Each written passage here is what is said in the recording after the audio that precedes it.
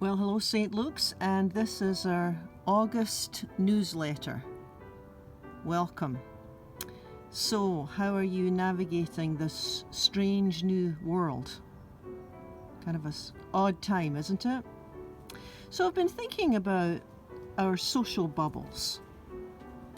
You know, this whole idea that we're very limited in the contact we have with different people. Some of us live alone, and so our little bubble is just one, and some of us have two. There's two of us at home, or there's four, or there's six, and whatever our family configuration is that we make it work as best we can. So one of the pieces of wisdom that has come to me from the scripture is, and funnily enough, I remember this from the old King James, do not forsake the gathering of the assembly. I don't even have a King James version, by the way, but anyway, so somehow in my memory I remembered this text. It's actually from Hebrews. It's another way of saying it is, don't forget to gather together. Now, the original context, of course, is the writer's talking about gathering together as a church community. Now, I could go on at length about the importance of going to church, but I'm going to refrain. It was never about going to church because you should. You know, when the scripture talks about it's important to gather together, it was never ever meant to be, well, you're supposed to go to church because that's what you should do. The idea of gathering together is that this is what's going to help you grow. This is what's going to give you another perspective. This is going to remind you of another way of living. This has potential to impart new knowledge. So what can happen is, if we don't have any outside wisdom, if we just stay within our, well, at this time, our little bubble, right? What can happen is if we stay in our twos and our fours or sixes or eights, we can end up hearing the same stories, the same perspectives, and we get caught in a loop. And this is what makes community so very helpful. When you're a part of a community, you end up befriending people who you would think that you would have nothing in common with. Now, I know that I'm preaching to the choir here because I know that you're part of the community or you wouldn't be listening to this. But here's the thing, as we shelter in place. Obviously, we can't meet in person, right? So we stay within our social bubbles, and after a point, we start to get used to it. We get used to it. So I think for spiritual and emotional health, we need to break out of the bubble. Now, I'm not talking about mass gatherings or anything. I'm talking about simple things like picking up the phone, which, you know, have you ever had that sense that someone's on your mind? You think, well, I wonder how, you know, whatever your friend's name is, I wonder how she's doing. And you keep thinking about it day after day after day, and then eventually you pick up the phone. Well, this is what happened to me yesterday. I've been thinking about my friend Amy, who's a pastor.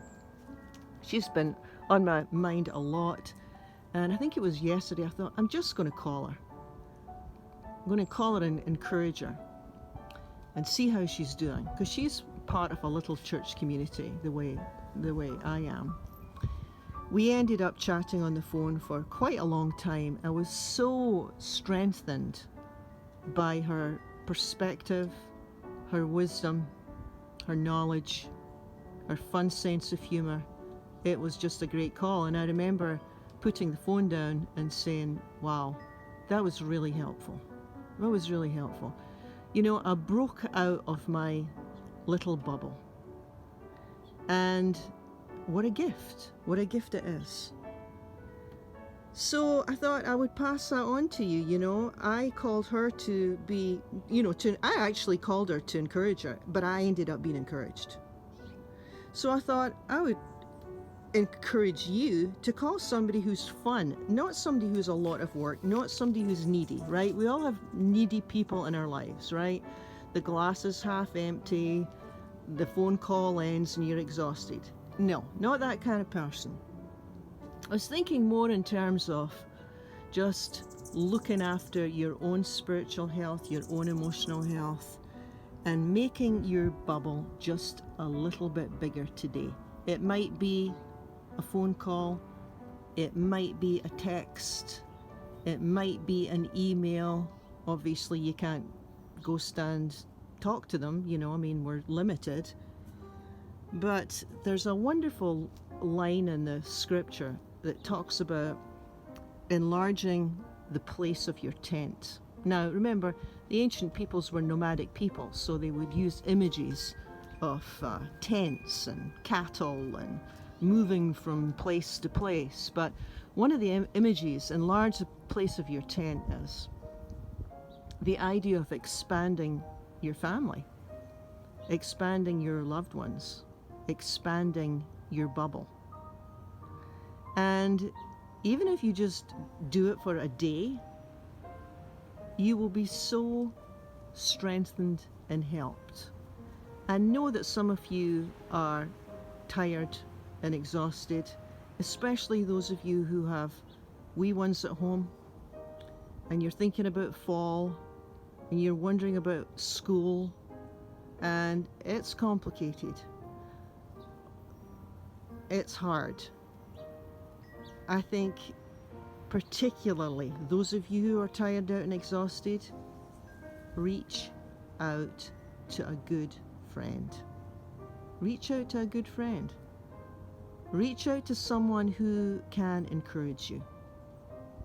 It's not totally the same as going to church, but it's getting close, because church was always about strengthening you, helping you, giving you a larger perspective, getting you back on track.